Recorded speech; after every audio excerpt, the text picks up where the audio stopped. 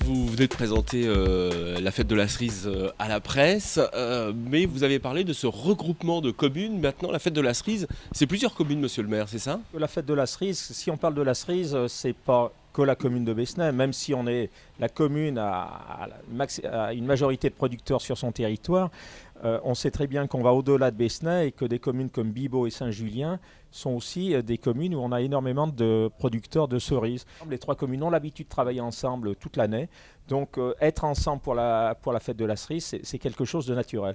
Et ça me fait vraiment plaisir parce que ça montre que finalement, on parle beaucoup d'intercommunalité aujourd'hui et ça se fait naturellement dans notre secteur. C'est un bassin de vie qui vit ensemble depuis des années, qui vit de plus en plus ensemble. Et pour cette fête, le comité des fêtes peut s'appuyer maintenant sur encore plus de bénévoles, encore plus d'associations. Et c'est formidable. Et quand le comité des fêtes et Serge organisent cette fête, je veux dire, il n'y a pas une association à Besnay qui dirait non, ça ne nous intéresse pas, on reste à côté. C'est tellement enrichissant de se retrouver parce que toute l'année, les associations ont leur activité, ce qui est normal. Mais là, elles se disent pour le village, pour l'activité touristique, l'activité économique, c'est vraiment bien qu'on puisse y participer, qu'on laisse notre empreinte aussi. Alors, président, il y a de la fête dans cette fête de la cerise, et il y a aussi des concerts. On fait la fête pendant 3 jours. Oui, bien sûr, on fait la fête et on va la commencer avec un public jeune, et qui va être nombreux, je l'espère, avec un plateau électro le vendredi soir. On va le dire à notre petit amphithéâtre de Saint-Irénée, qui a été terrassé juste pour l'occasion et qui nous avait servi il y a déjà 3 ans en arrière pour recevoir M. Pokora et De Palmas. Cette année, à l'affiche, Gestaï, Tara McDonald, qui est quand même une artiste électro européenne.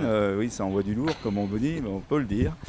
Ruben Conga qui fait la musique électro latino.